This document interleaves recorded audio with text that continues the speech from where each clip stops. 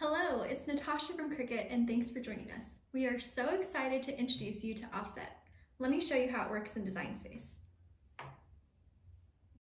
Here I have a series of images and text that I want to show you examples of how Offset works.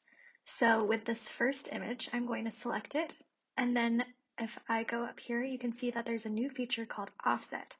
And when I choose that, a new little window comes up, and there's a slider bar, and if I move the slider bar, you can see the offset move, or I can manually input how big I want my offset.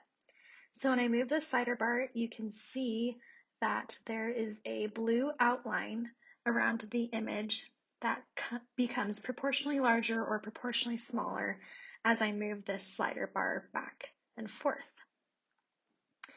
If I continue to move the other direction, you'll see a little bit of an inset, but to the right, I have an offset. Let's say I want to make my offset 3/4 of an inch. I can input that and hard code that in. That's a little too big for me, so I'm going to change it back to 1/4 inch, which is the default offset width. I can also choose between rounded or pointed corners. So now you can see here that the corners are pointed, or if I toggle between the rounded and pointed, you can see the difference there. So once I hit apply, you can see that a completely different layer has been created for this specific image. Very cool. Let's talk about this image here. You can see that this image has multiple layers. So when I apply an offset, you can see that right now everything is welded together for this offset because I have this new item right here called weld offsets. If I were to uncheck that, then an individual offset would be created for each aspect of this image and the different layers. I don't want that, so I'm going to choose and select weld offsets. And you can see when I move the slider bar again, the offset becomes bigger, or I can move it to the left and it becomes smaller. When I apply, you can see this different layer was created. Really fun application, and a lot of use cases can be used with offset.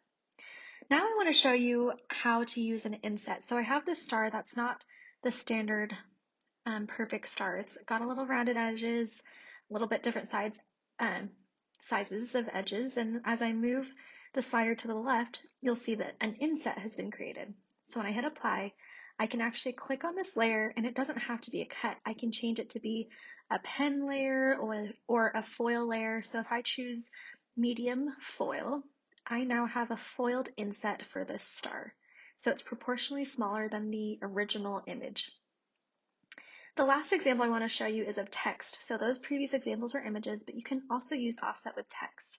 So when I select this text and choose offset, then I can move it over to the right, and you can see that an offset has been created. So when I click apply, you'll see that I have rounded edges here, rounded corners here. But if I wanted to pointed, I'm just going to show you both of what they both look like in comparison. So when I choose pointed and hit apply, you can now see the difference between the rounded and the pointed edges in an offset for text.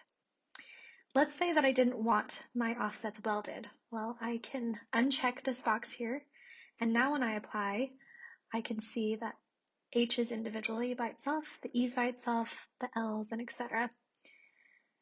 And that is a little bit about how offset works.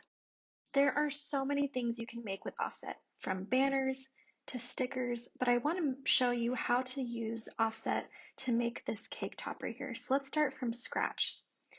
When we start in Design Space, I'm going to type in Tatum's second birthday for a really customized cake topper.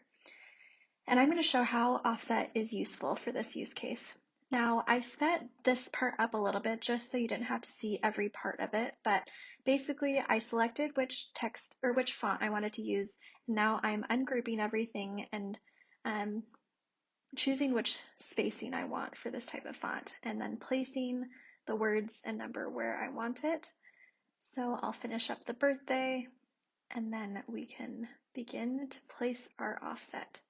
So once I have everything the size and position that I want, then I can place everything together and group it together once it's all welded.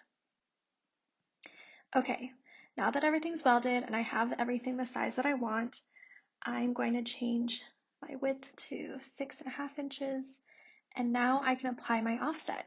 So when I choose offset, there's a standard 1/4 inch offset width, but I can use the slider bar to make it bigger of an offset, or I can use the slider to go the other direction to make it smaller. Again, I can also hard code if I want a specific width for my offset.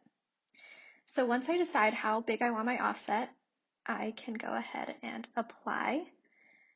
And now you'll see that a whole new layer has been created. So something cool you can do is you can click on contour. You see this little piece here that's part of the layer? I can contour that out so it's not included. I actually don't mind it, so I'm going to put it back in to give it some dimension, but it's definitely a cool option that you can do. So once I have the offset the way that I want it, I'm going to change my colors. I'm going to be using silver foil poster board for the offset layer, and then an orange peachy vinyl for the letters itself. So then I'll center everything and we're ready to group it and make it.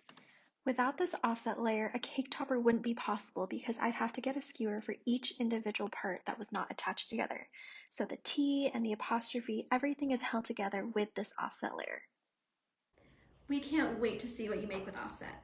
And while this feature release is exciting, we are continuing to listen to what you want and proud to say that there is more coming. To learn more about Design Space and other Cricut related products and software, visit our YouTube channel.